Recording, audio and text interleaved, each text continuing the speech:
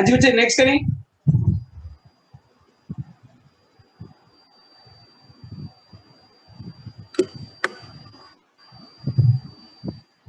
Next question करें बच्चे, कोई डाउट तो नहीं किसी यहाँ तक? एक मिनट।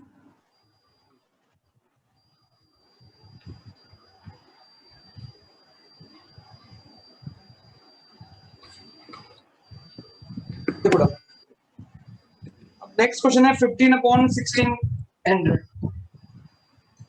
देखो बताइए।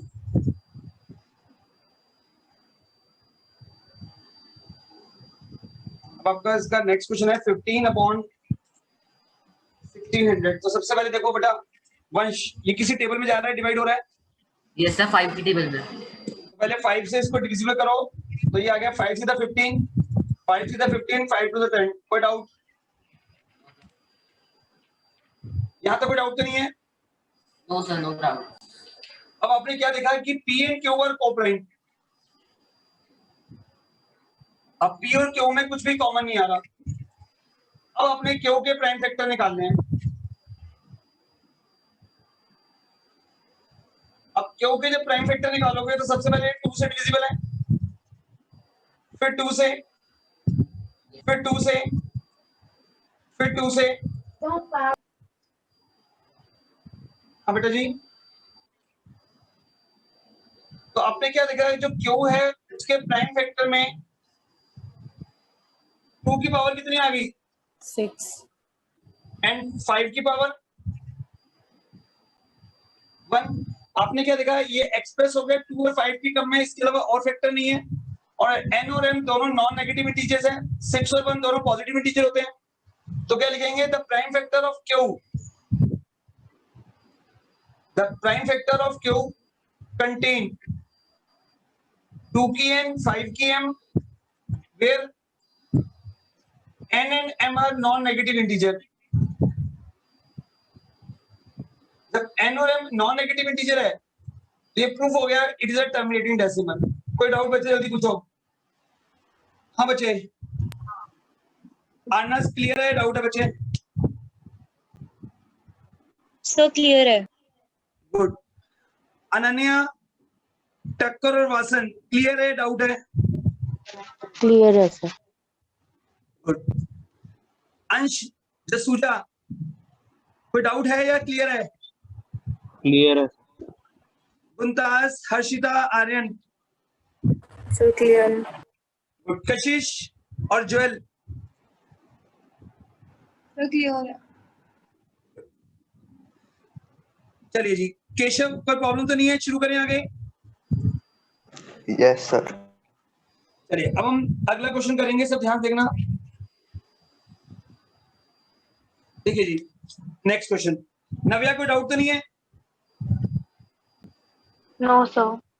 तो सबसे पहले फर्स्ट ऑफ ऑल इसके फर्स्ट स्टेप होता है कि पहले अपने पी और क्यू को लोएस्ट फॉर्म में लाना है, जिससे वो कोप्राइम फॉर्म में आ जाए। उसके बाद क्यू के प्राइम फैक्टर निकालने हैं।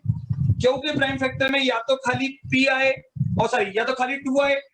अगर क्यू के प्राइम फैक्टर में खाली 2 आ रहा है तो हम एज्यूम कर लेंगे 5 भी 0 है। अगर क्यू के फैक्टर में खाली 5 आ रहा है कुछ भी, तो हम मान लेंगे 2 भी 0 है, या फिर दोनों आए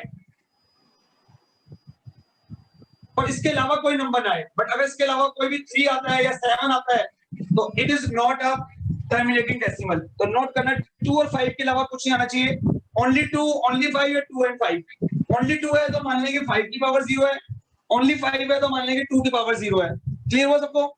आगे स्टार्ट करें जी। नेक्स्ट पार्ट देखिए इसका। अब इसका नेक्स्ट पार्ट है आपका 29/343। तो सबको पता है 29/343 करोगे तो ये दोनों के दोनों आप लोगों के प्राइम नंबर है, इनमें कुछ भी कॉमन नहीं है। क्लियर है बच्चे? हाँ जी बच्चे, यहाँ तक कोई डाउट तो नहीं है? अब सबसे पहले काम करिए, 243 के फैक्टर निकालो। सर वो 7 का क्यूब होता है। Very good. तो अब 343 के प्राइम फैक्टर निकालिए। आपने क्या देखा, p बाय q की फॉर्म में एक्सप्रेस किया, जिसमें p एंड q और कोप्राइम है। और जब q के प्राइम फैक्टर निकाले तो q के प्राइम फैक्टर में आगे 7 × 7 × 7 दैट इज कॉल्ड 7 का क्यूब। आपको पता है ना तो इसमें 2 आ रहा है ना ही 5 आ रहा है, तो the prime factor of Q other than 2 की एन एंड 5 की एम। अब जो प्राइम फैक्टर क्यू है वो 2 की एन और 5 के अलावा है, अदर देन है, ठीक है जी। Where N and M are non negative integer.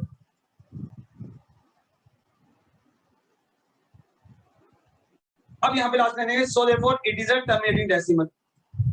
कोई डाउट जल्दी क्लियर करिए। तो हमने यहाँ से प्रूव कर दिया है, इसलिए टर्मिनेटिंग डेसिमल है। No sir. Sir non terminating. हाँ सॉरी नॉन टर्मिनेटिंग, गुड बच्चे। It is a not a terminating decimal, it is a non terminating repeating decimal. It is not a terminating decimal, it is non terminating repeating decimal. Clear हो गया सबको? Yes sir. देखो next question में तो आपको prime factor निकले हुए दे दिए, तो नेक्स्ट क्वेश्चन तो बहुत इजी हो गया, क्योंकि इस क्वेश्चन में आपको प्राइम फैक्टर निकले हुए दिए हैं। देखो कैसे,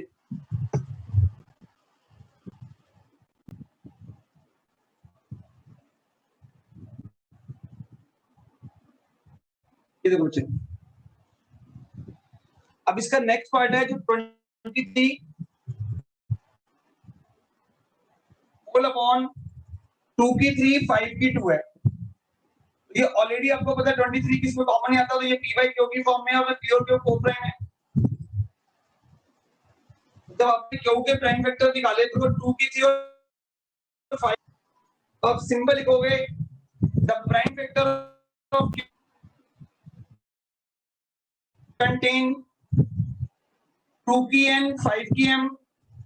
आपको साफ साफ दिख रहा है कि जो प्राइम वेक्टर है q का उसमें 2 की n और 5 की m है, तो it is a terminating decimal. Clear हुआ बच्चे? Yes sir. तो क्लियर हो गया, it is a terminating decimal. जल्दी से नोट करिए। तो हमेशा नोट करना, अगर आपने क्यू के प्राइम फैक्टर निकाले और क्यू के प्राइम फैक्टर में अदर देन 2 एंड 5 आ जाए, जैसे 3 7, तो वो आपका नॉन टर्मिनेटिंग होता है, अदरवाइज वो टर्मिनेटिंग डेसिमल होता है। अब इसी के नेक्स्ट पार्ट देखिए, उसके अंदर आपके प्राइम फैक्टर में 7 भी इंक्लूड है। अब ध्यान से देखिए, जो इसका नेक्स्ट पार्ट है उसमें आपका 7 भी इंक्लूड है, तो अगर 7 इंक्लूड, हाँ बेटा जी, सर ये पढ़ रही एक्सप्लेन कर। सिंपली स्टेट दैट कि अगर if the denominator factor of denominator must be contain 2 की n एंड 5 की m, तो साफ तो दिख रहा है यहाँ पे 2 की 3 और 5 की 2 है, तो जब q के प्राइम फैक्टर में 2 और 5 आता है तो वो टर्मिनेटिंग होता है, और अदर देन 2 5 आ गया तो नॉन टर्मिनेटिंग है। सिंपल कंसेप्ट तो चल रहा है। जैसे नेक्स्ट है, अब नेक्स्ट में जो q है उसके प्राइम फैक्टर में क्या आ रहा है, 2 सर 5 एंड इसमें 7 भी आ रहा है, 7 भी आ गया, होगा तो ये नॉन टर्मिनेटिंग है। तो मतलब जब भी q के प्राइम फैक्टर निकालें तो मस्ट बी कंटेन 2 की एंड 5 की m। तो ये तो रिपीट करो 6 क्वेश्चन के अंदर। तो simply state that if you are express p by q and p and q are co-prime, so the prime factor of q must be contain 2 की n और 5 की m। if the prime factor of q is other than 2 की n और 5 की m, then it is not terminating repeating decimal। नवे नहीं clear हो गया? एक छोटी सी चीज तो चल रही है कि q के प्राइम फैक्टर में या तो खाली 2 है, खाली 5 है, या 2 और 5 है, इसके अलावा कोई फैक्टर नहीं आना चाहिए। क्लियर हो गया? Yes sir. तो यहाँ पे एक फैक्टर कौन सा एक्स्ट्रा आ रहा है? 7। तो इसका मतलब नॉन टर्मिनेटिंग है। तो क्या लिखोगे? The prime factor of q, the prime factor of q other than 2 की n 5 की m। तो इसका मतलब प्राइम फैक्टर ऑफ q के अंदर 2 और 5 के अलावा भी है, अदर देन 2 एंड 5 भी है, ठीक है जी, जिसमें n और m नॉन नेगेटिव है। हर बार लिखना है, जो पावर है वो हमेशा पॉजिटिव पावर है, ये पता है।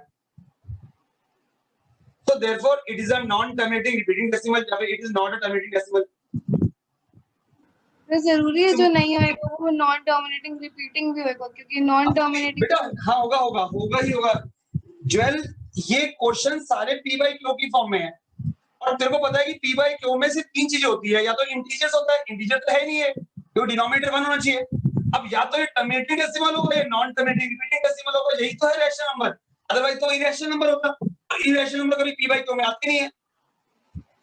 समझ आ गया? यस तो हमेशा नोट कर, जो p by q नंबर है वो रैशनल नंबर है, और रैशनल नंबर जो है या तो वो इंटीजर है, इंटीजर होगा तो उसका रिमाइंडर उसका क्वोशिएंट 1 होगा, तो और अगर वो टर्मिनेटिंग है तो उसके थ्योरम है ही है, या तो उसके प्राइम फैक्टर में 2 और 5 आएंगे या फिर अदर देन 2 एंड 5 आएंगे। तो अगर अदर देन 2 5 आ गए तो वो नॉन टर्मिनेटिंग रिपीटिंग है, और अगर 2 एंड 5 आए तो वो टर्मिनेटिंग है। खाली 2 आए, खाली 5 आए, या 2 एंड 5 दोनों, बट इसके अलावा कुछ ना हो। अब बताओ कोई डाउट है, क्लियर कर दूं? सबको क्लियर हो गया, कोई डाउट है? अब देखिए इसी का 6 पार्ट, जल्दी बताओ नव्या, ये 6/15 कोप्राइम है कि नहीं है? सर इसको सिंपलेस्ट फॉर्म में डालना है। जाओ फिर सिंपलेस्ट फॉर्म में, इसे जब डिवाइड करेंगे 3 से तो क्या आएगा? 2/5। 2/5 में कुछ भी कॉमन नहीं है, तो क्या लिखेंगे? It is express in the form of p by q where p and q are coprime. जब आपने इसको स्टैंडर्ड फॉर्म में जाए रैशनल नंबर की, तो रैशनल नंबर तो वही होता है ना स्टैंडर्ड फॉर्म में आने के बाद जिसमें कुछ भी कॉमन ना हो, यही तो हम पढ़ते हुए आ रहे हैं। तो इसका मतलब p and q are coprime. अब q के प्राइम फैक्टर निकाल बच्चे, q के प्राइम फैक्टर क्या आ जाएंगे? 5 के प्राइम फैक्टर 5 और 1। तो आपने क्या देखा, खाली 5 का मतलब 5 की 1 है, कुछ ना हो तो 2 को मान लेते हैं 0। अगर 2 ना हो तो हम 2 को 0 मान लेते हैं। Yes. तो आपने क्या देखा, प्राइम फैक्टर ऑफ q सिर्फ 5 और 2 आ रहा है, तो क्या लिखेंगे? The prime factor of q contain 2 की n 5 की m where n and m are non negative integer. जब ये नॉन नेगेटिव इंटीजर है तो सीधा सीधा प्रूफ हो गया it is a terminating decimal. यहाँ पे हमने प्रूफ कर दिया टर्मिनेटिंग। अगर यहाँ पे 3 भी आता, 7 भी आता या 11 कोई और प्राइम नंबर भी आते तो हम कह देते हैं कि ये हमारा टर्मिनेटिंग डेसिमल नहीं है। क्लियर हो गया सबको? अब देखिए नेक्स्ट पार्ट, इसी का 9। देखिए अब ये आज का लास्ट क्वेश्चन है, इसके साथ आप लोगों का चैप्टर भी कंप्लीट होने वाला है, क्योंकि अगले क्वेश्चन 2 पार्ट है, उसमें सिर्फ आपको देख कर बताना है टर्मिनेटिंग है नॉन टर्मिनेटिंग, वो आपसे इजीली हो जाएगा। देखिए बच्चे अब नेक्स्ट क्लास में इसके एक्स्ट्रा क्वेश्चन डिस्कस करेंगे और उसके बाद टेस्ट लेंगे इसका। अब 35/40 है, जल्दी बताइए नव्या, ये स्टैंड फॉर्म में है कि नहीं? तो 50 है। तो 35 और 50 अब इसको स्टैंड फॉर्म में लाने के लिए क्या करेंगे? पहले first of all divide by 5। Divide by 5 किया तो 7/10 आ गया। अब यहाँ पे 7 और 10 में कुछ भी कॉमन नहीं है, तो अब इसको लेट कर लो p by q where p and q are coprime. अब जब आपने इसको कोप्राइम अज्यूम किया तो अब 10 के फैक्टर निकालोगे, और 10 के फैक्टर में क्या आ गया? 2 into 5। यहाँ पे 2 और 5 दोनों आ रहे हैं, इसके अलावा तो कुछ नहीं है, तो क्या लिखेंगे? The prime factor of q contain 2 की n 5 की m where n and m are non-negative integer। So clearly it is a terminating decimal। Clear हो गया सबको या डाउट है?